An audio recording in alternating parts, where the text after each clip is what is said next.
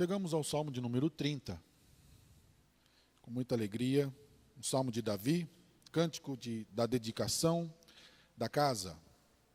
Você pode abrir a sua Bíblia, deixar aberta, que Deus fale ao nosso coração, Salmo de Davi. Nós vamos fazer a leitura aqui. Gladson, isso? Obrigado, querido. Você pode acompanhar, a versão pode ser um pouquinho só distinta, mas você pode me acompanhar aqui ou na sua mesmo, sem nenhum problema. Salmo de número 30, Salmo de Davi, cântico da dedicação da casa. Eu te exaltarei, Senhor, porque tu me livraste e não permitiste que os meus inimigos se alegrassem contra mim. Senhor meu Deus, clamei a ti por socorro e tu me curaste. Senhor, da sepultura fizeste subir a minha alma, puseste-me a vida para que não descesse ao abismo, preservaste minha vida para que não descesse ao abismo. Cantem louvores ao Senhor, vocês que são os seus santos, e deem graças ao seu santo nome, porque a sua ira dura só um momento, mas o seu favor dura a vida inteira. O choro pode durar uma noite, mas a alegria vem pela manhã. Eu disse na minha prosperidade, jamais serei abalado. Tu, Senhor, por teu favor, fizeste permanecer forte a minha montanha. Apenas voltaste o rosto e fiquei logo com medo. Por ti, Senhor, clamei ao Senhor, implorei.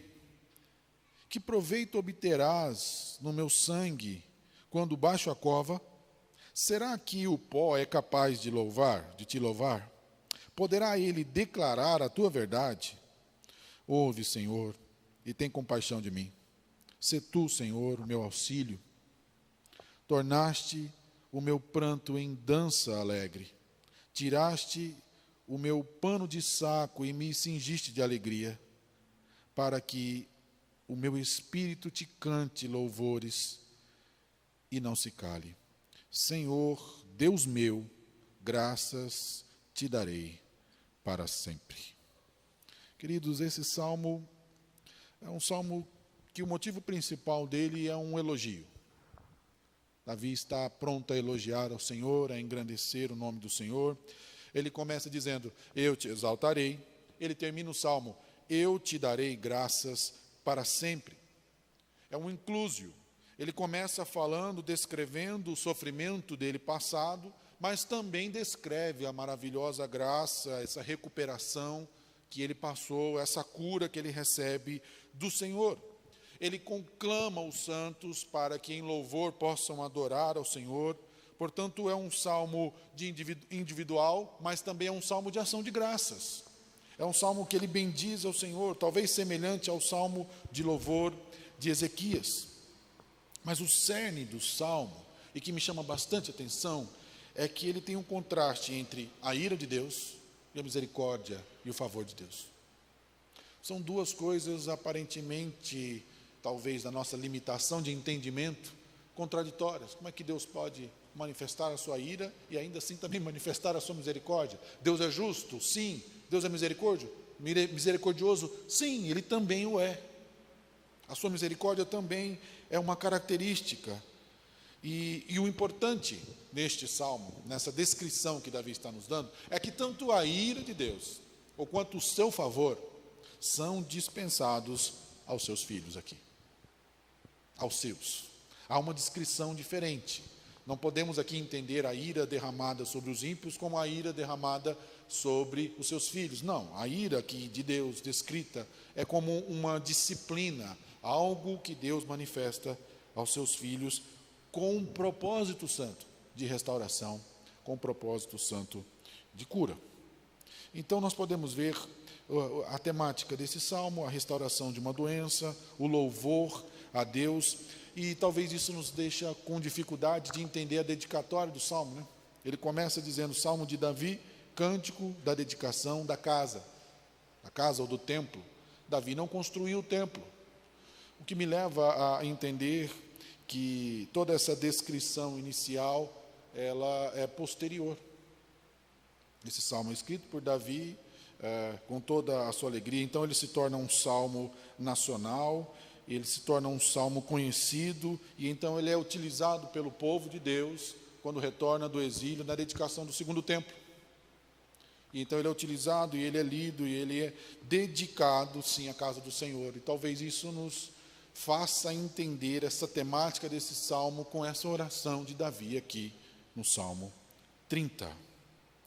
Então, podemos ver claramente neste salmo um louvor ao Deus que disciplina e cura. Isso é importante. E ele está aqui nos desafiando a louvarmos a Deus, louvarmos esse Senhor, primeiramente em um contexto específico e geral. Se nós observarmos aí o verso 1 ao verso 3, você verá que o salmista foi acometido de uma doença terrível. Eu não quero aqui generalizar e dizer que qualquer pessoa que é acometida de doença está necessariamente sendo disciplinado por Deus. Não estou dizendo isso, e nem o Salmo também. Mas o que o Salmo nos dá a entender claramente é que esta foi uma forma que Deus usou para trabalhar na vida do salmista. Então o salmista passou por essa doença terrível, que o levou ao limite entre a morte e a vida, e ele, diante desse sofrimento, ele, ao invés de se sentir abandonado por Deus, ele começa a louvar, e ele começa a engrandecer ao Senhor, e ele começa depois a testemunhar essa bondade e essa misericórdia ao curá-lo, no versículo 2. Então o salmista está exaltando a Deus por tê-lo trazido da morte e não permitido que assim os ímpios se alegrassem com a sua morte. É importante termos uma visão sobre esse salmo. Lembrem-se que Davi é um agente do reino de Deus. Ele é um tipo de Messias. Ele é alguém importante. E a sua queda e a sua destruição está inteiramente ligada ao planejamento de Deus ao seu povo. Por isso ele assume essa ideia de que, como um agente de Deus, ele não pode cair, ele precisa estar de pé, para que o nome do Senhor seja glorificado. Só que os ímpios e aqueles seus inimigos, que também são inimigos de Deus, estão prontos a se alegrar com a sua queda. Por isso eu digo que ele louva a Deus e conclama o seu povo a louvar a Deus num contexto específico. É uma doença, é um momento de sofrimento que ele passa, mas também num contexto geral, porque ele tem uma representatividade no povo de Deus. E isso trazia repercussão da glorificação do nome de Deus diante do povo e diante de todas as nações. Por isso que é tão importante essa visão que o salmista tem aqui. Primeiro, o Senhor, dentro desse contexto, salvou da morte. É um contexto específico. Você me levantou. O termo original é a ideia, você me tirou lá do fundo do poço, como um balde que está lá lançado num poço, e então você me retirou de lá, imerso na água, você me retirou do Sheol, da morte, do lugar que eu estava sem nenhuma perspectiva. O Senhor me tirou dali e me restabeleceu. O Senhor me deu uma nova condição como seu filho. Então ele reconhece que Deus é quem o salva. Então há um grande contraste aqui. Esse Deus, como ele diz, seja exaltado. Esse Deus que é exaltado parece um pêndulo. É esse Deus que é tão grande, que é exaltado, é quem se abaixa para tirá-lo do poço. É uma figura muito bonita, poética, interessante que ele vem colocar. Esse Deus que é exaltado, ser exaltado, seja maior do que tudo, porque assim o Senhor é. Porque o Senhor me tirou lá do fundo. Aquele que está lá no mais alto é aquele que baixou no mais fundo para me tirar do fosso. Essa é a figura que ele vem trazer. O Senhor me salvou. O Senhor é o Deus exaltado que tira o seu servo do buraco e o constitui são. Ele tem essa experiência maravilhosa de libertação. E ele percebe isso, e ele então desfruta desse amor, desse Deus tão grande, que olhou para ele na situação mais adversa. Ele percebe esse amor de Deus, e por isso ele tem inúmeras razões para louvar o Senhor. Ele engrandece o Senhor, ele conclama o povo de Deus a louvar ao Senhor. Por isso que e ele continua num contexto específico, ele parte para o contexto geral. Os inimigos não tiveram ocasião de regozijar-se.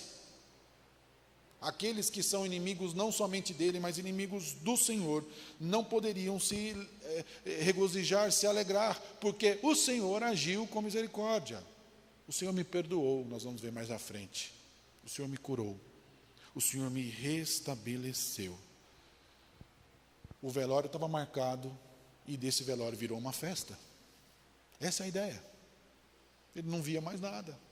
Fim do poço, fim do caminho. Como sempre, ele só teve o Senhor.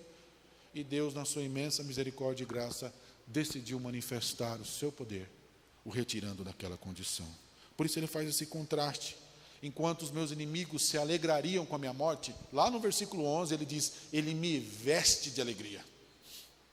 Eu que estava vestido de morte, de destruição, agora sou vestido de alegria, estou pronto, revestido com isso, porque ele não deixou os inimigos se alegrassem diante de mim. O verso 2 e 3, ele louva ao Senhor, porque ele responde a sua oração. E é tão bonito a relação que Davi tem com o Senhor, porque ele disse, Senhor meu Deus, o Senhor é o meu Deus, Yahvé, o Deus da aliança, que temos tanto falado aqui, domingo após domingo, ele usa esse termo, Yahvé, Deus da aliança, o Senhor é meu Deus. Sabe o que ele está dizendo aqui? Parece-me aqui um termo de petição inicial, jurídico, que ele está apresentando a sua prerrogativa. Eu sou parte do seu povo, Deus, não se esqueça de mim. Me abençoe, Senhor. O Senhor tem um pacto com o seu povo e eu faço parte desse povo, Deus. Não se esqueça de mim. Não se esqueça do seu servo. Eu pertenço a ti. Há uma convicção. Yahvé, meu Deus.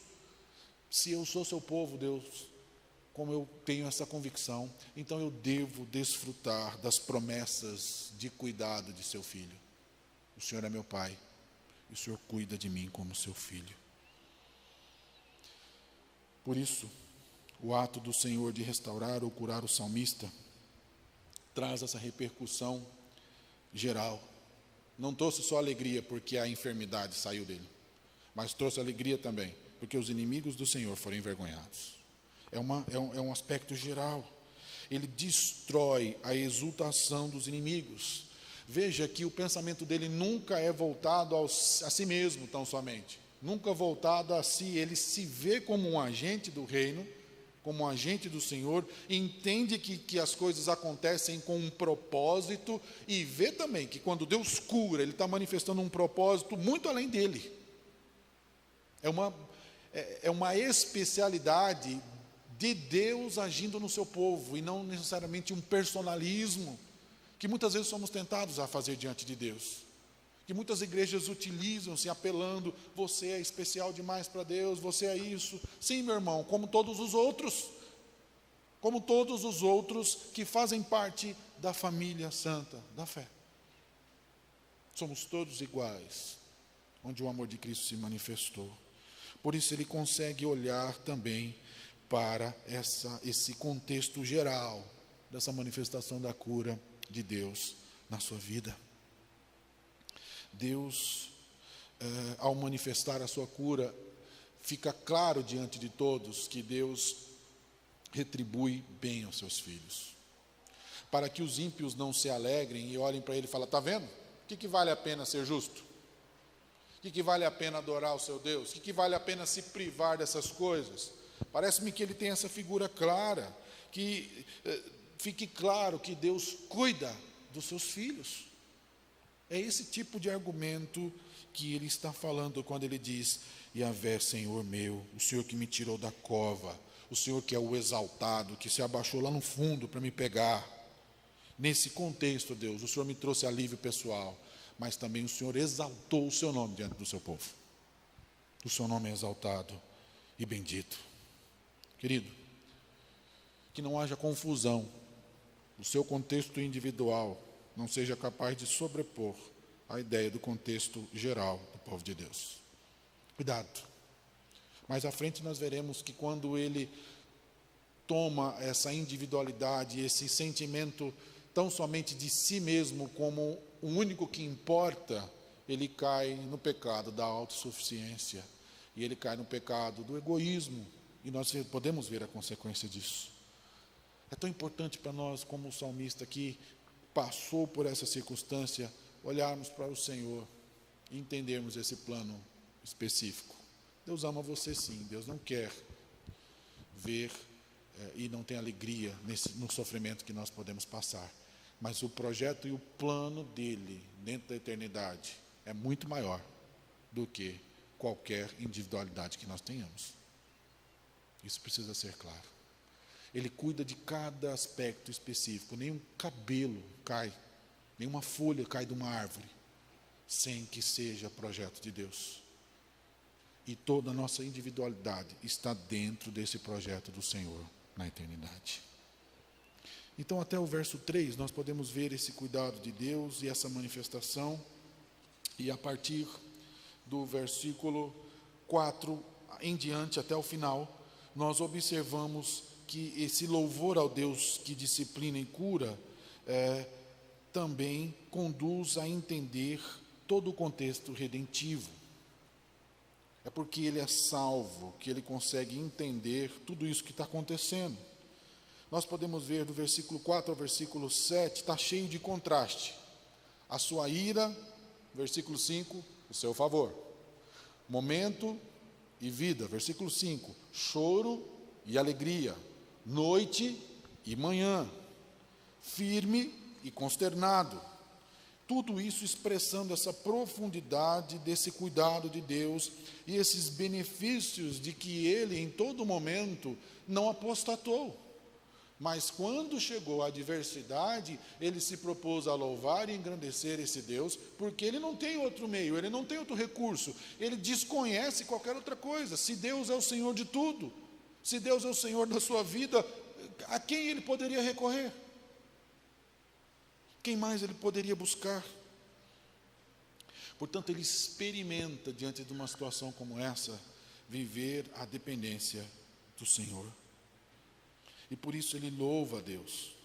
Ele louva um louvor individual e um louvor comunitário. Os santos, louvem comigo, exaltem e bendigam ao Senhor. Agora, como família santa, como povo da promessa, nós fazemos tudo em família. Se alegrem. Que nesse culto celebremos a vitória que Deus nos deu, porque quando alguém recebe, todo o povo recebe. Se nós, talvez até nos dando uma prefiguração da ideia de corpo. Se alguém está doente, todos nós sofremos. Por isso ele deseja que todo o seu povo, essa comunidade da aliança, louve e bendiga ao Senhor. Esse povo que é redimido, esse povo que é restaurado. Quando ele chama esse povo, essa sua família a louvar, ele está lembrando dos atos redentivos que uniram essas pessoas. Quem nos uniu é o sangue de Cristo. Quem nos uniu é o projeto e é o decreto eterno de Deus que nos conduz, como povo, agora a vivermos juntos. Então isso nos faz lembrar dessa obra redentiva, desse Deus que tirou o povo lá do Egito, que reuniu, que passou pelo deserto, que estabeleceu esse povo como o seu povo. Nós somos esse povo. Por isso nos alegramos. Então, quando ele conclama esse povo, ele está lembrando dessa obra maravilhosa de Deus em salvar toda a sua nação. Por isso ele diz: o louvor do seu santo nome. Que o seu santo nome seja louvado e engrandecido. Louvemos, nação santa, louve o santo nome de Deus. Esse louvor remete a duas coisas claras: ao perdão e à restauração. Perdão aonde, pastor? Onde o senhor viu perdão aí nesse texto? Como é que ele está falando? Subentendemos claramente a partir do versículo 6. Eu disse na minha prosperidade, jamais serei abalado. Claramente, diante desse texto, há um espírito altivo e independente dele aqui. Por isso podemos presumir claramente o perdão do Senhor, porque quando tudo parecia bem, ele se sentiu seguro naquilo que não lhe dava segurança. Por isso a sua autoconfiança, a sua autossuficiência se apegando àquilo que necessariamente não lhe dava nenhuma estabilidade. E por isso há aqui nesse texto esse contraste do salmista demonstrando toda essa loucura, se afastando de Deus porque se achava próspero, se achava seguro em algo que não lhe dava segurança, e ainda assim a manifestação da bondade e da misericórdia do Senhor. Por isso ele diz: mas quanto a mim, eu disse quando me senti seguro, quando estava seguro nessa minha falsa prosperidade, nesse estado de bem-estar que eu tinha, porque recebi as bênçãos do Senhor. Veja bem, as próprias bênçãos que Deus concedia a ele, o conduziu a não entendê-las em determinados momentos, para que ele assim se sentisse próspero e seguro, e então desconsiderasse a Deus. Parece-me, como diz aqui Van Gemeren, ele se aproximou de um ateísmo prático. Ó Deus, eu sei que o Senhor está aí, sei que o Senhor existe, sei que o Senhor criou todas as coisas, mas eu não preciso mais do Senhor. Eu tenho tudo. O Senhor já me deu tudo. Eu sei que o Senhor foi quem me deu, mas eu não preciso. Parece-me que é essa condição que ele viveu. Então, a ira do Senhor o atingiu. A disciplina do Senhor o conduziu nesse momento de tolice. E aí ele chama esse momento, a partir do versículo 5, ele diz: a angústia me foi como uma noite. É bonita a poesia que ele está usando aqui. Parece que ele personifica o choro. O choro bateu na porta dele. Vou passar com você esse momento aqui, tá? É bonita essa poesia. O choro chegou e sentou do lado dele à noite e só saiu de manhã. Porque ele está falando, ele não conseguia se desprender da ideia do choro, porque é o momento da manifestação da ira de Deus. E o mais interessante, meu querido, quando essa ira trouxe essa tristeza, essa angústia, esse choro no seu coração, ela trouxe um resultado maravilhoso, porque ela não trouxe só sofrimento, ela trouxe arrependimento. E por isso eu chamei a sua atenção para a ótica do redimido.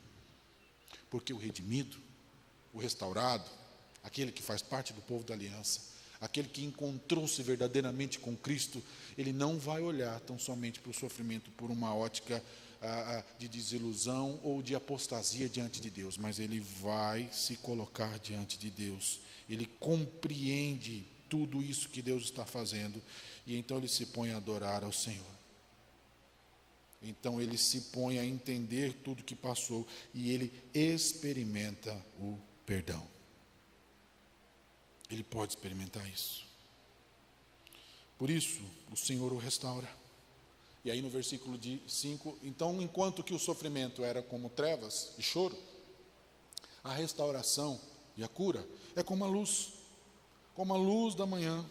Essa metáfora da cura, dessa bênção, está claro envolto a ideia de que assim como se fez treva e assim o meu sofrimento, agora Deus manifestou a luz chegou e agora eu estou bem, eu estou restaurado. Portanto, o salmista sabe que essa mudança não é por mérito próprio, de maneira nenhuma. O resultado não é do seu esforço. O versículo 1, é tudo voltado à ideia do que Deus fez. O verso 7, tu, Senhor, por teu favor, é Deus quem fez, é pelo favor dele que ele é restaurado. Quando o Senhor me favoreceu, quando o Senhor me renovou, quando o Senhor me perdoou, quando o Senhor me restaurou, é isso que aconteceu. Ele é reintegrado à família.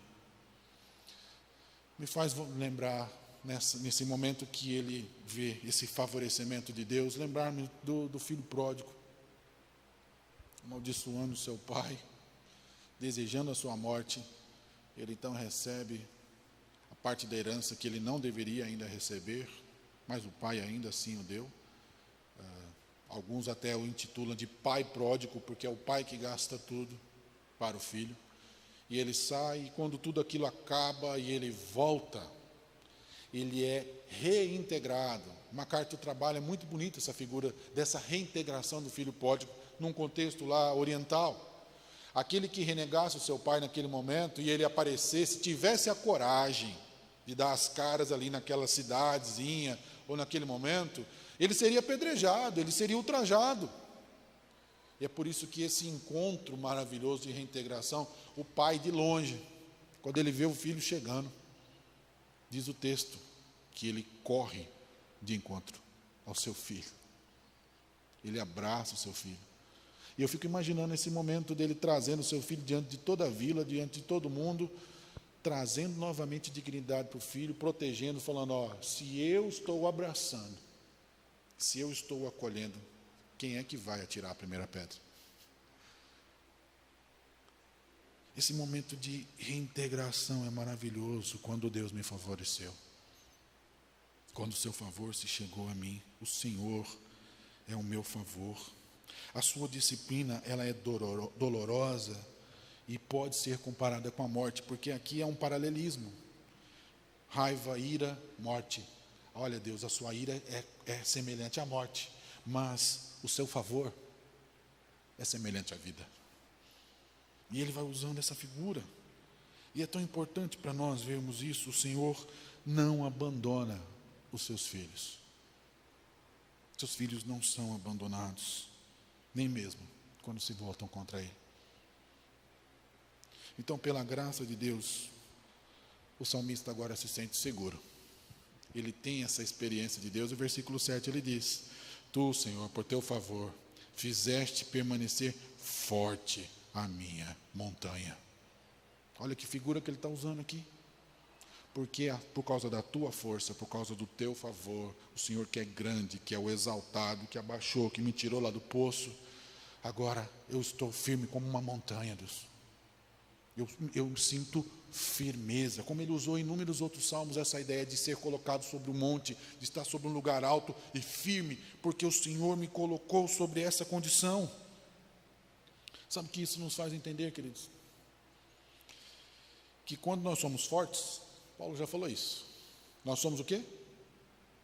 Fracos. Quando você é muito forte, na verdade você é fraco. Mas quando você é fraco, então a força de Deus se manifesta. E então você é forte. É nessa dependência de Deus que experimentamos a força dele. E somente somos feitos fortes quando a força dele se manifesta em nós. Essa é a lógica da fé. Quanto mais forte você se fizer e achar, mais fraco, na verdade, você o é. E menos condição você tem de desfrutar dessa ótica redentiva de Deus. E por isso ele continua nessa segurança, versículo 8, versículo 10, por ti, Senhor, clamei, ao Senhor implorei. E ele continua, que proveito obterá o meu sangue quando eu baixo a cova? Será que o pó é capaz de te louvar? Poderá ele declarar a tua verdade? Ele pediu misericórdia ao Senhor. E ele está lembrando aqui daquele aspecto geral. O Redentor nos faz lembrar, como redimidos, desse aspecto. Deus, não é só porque estava doendo. Quem é que vai te louvar? Deus estabeleceu através da linguagem. E quem tem linguagem somos nós, a coroa da criação, o povo de Deus. É o povo de Deus que exalta e bendiz o seu nome. Deus, quem é que vai te louvar, Deus? Os inimigos? Eles vão exultar e vão te maldizer. Mas quando o Senhor me restaura, porque eu sou do seu povo, porque eu sou da sua família, então o Senhor é glorificado. Queridos, essa é uma expressão de um genuíno arrependimento. Quando eu penso além de mim, quando eu entendo a repercussão desse plano eterno, dessa graça na minha vida, como as coisas vão além de mim, vão além do meu pensamento, vão além dos meus desejos, vão além da minha vontade, que é uma cultura totalmente contrária ao que nós temos visto aí da porta para fora. Com ênfase que você pode, você vai ter, se você quiser, você consegue. Deus não me criou e não criou você para isso. Nós somos criados para manifestar a glória de Deus, para experimentá-la, para desfrutá-la em um relacionamento santo com Ele. Nós não somos protagonistas nessa história. Entenda isso. Somos tentados cotidianamente, cada um de nós, a assumirmos esse protagonismo. Deus não te criou para ser protagonismo. Deus te criou como seu servo, como um espelho, a reluzir a glória dele diante de todos. É para isso que ele nos chamou. E quando verdadeiramente nos arrependemos, a nossa preocupação se torna a glória de Deus. Por isso, o versículo 11 e versículo 12, ele vai manifestando todo esse reconhecimento. Tornaste meu pranto em dança alegre, tiraste o pano de saco e me vestiste, me cingiste de alegria. O salmista está totalmente dominado pela ideia da obra de Deus na sua vida, e ele está alegre por isso. É isso que traz alegria para ele, a obra de Deus. E uma pergunta fica clara: o que tem trazido alegria para você? O que é alegria para você? O que é bênção para você? É quando a sua vontade é realizada? Quando as coisas que você deseja acontecem, então eu estou abençoado? Ou você consegue imaginar o percurso da vontade de Deus te conduzindo, e mesmo em situações que você não entende, te guiando para que o nome dele seja glorificado? Efetivamente, o Senhor transformou o lamento dele em dança. Ele dançou, ele exultou, ele se alegrou. Ao invés de luto, havia alegria. Ao invés de morte, houve vida. Calvino diz assim, falando nesse salmo: mas, por mais que Deus aterrorize e humilhe seus servos fiéis, com múltiplos sinais de seu desagrado, ele sempre borra com a doçura de seu favor, para moderar e amenizar a sua dor. Nós somos filhos de Deus. Toda restauração tem um propósito. Tudo tem um propósito para a nossa existência. E por isso nós podemos clamar e dizer ao Senhor: Senhor, o pó te louvará? Pode essa pedra te louvar? Então, Deus, como teu filho, como tua filha, eu utilizo dessa imagem e semelhança que o Senhor me deu, para exaltar e bendizer o seu nome, porque o propósito da minha existência é esse. Deus, não me tire isso. Eu me alegro em servir ao Senhor. Eu me alegro em encontrar no Senhor a alegria da minha existência. Concluo então, queridos, com o entendimento de que Deus cuida do seu povo. Deus não abandona o seu povo. Você não pode sair aqui nessa noite sem deixar de entender que Deus cuida do seu povo. Isso tem que me conduzir e conduzir você a exaltar e bendizer o nome dele. Uma pergunta: seus inimigos são inimigos de Deus? Porque se os seus inimigos não são inimigos de Deus, alguma coisa está errada. Clame ao Senhor, louve ao Senhor.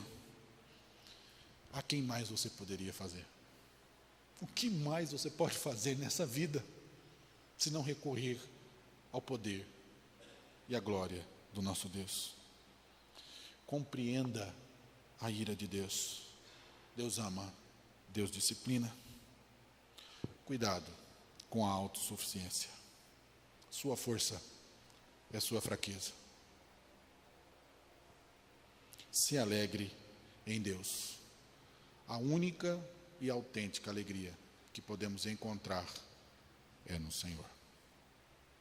Todas as outras são enganosas e passageiras. A autêntica e verdadeira alegria só pode ser encontrada em Deus.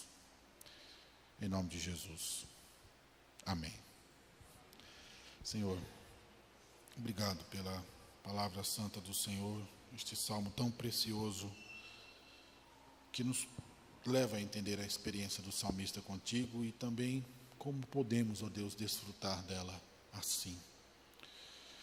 Conduza o seu povo, ó Deus, pelos caminhos que o Senhor mesmo decretou, porque não há outro caminho senão o caminho da sua santa vontade, e nós reconhecemos isso. Mas, ó Deus, que durante essa caminhada se faça notória a sua presença, se faça notória a sua força, o seu perdão, o seu cuidado, o seu amor, o seu alento, para que continuemos caminhando, ó Deus, firmes, engrandecendo e nos alegrando na única coisa que pode realmente trazer alegria, que é a glória do Senhor. Em nome de Jesus que oramos assim. Amém. Agora, igreja, que a graça do nosso Senhor Jesus, o amor de Deus, o nosso Pai, Criador de todo o universo, e a consolação do Espírito Santo que habita no meio do seu povo, da família santa, seja com você, querido, não somente hoje, mas para todo o sempre. Amém. Amém. Vamos cantar mais uma música em louvor ao Senhor.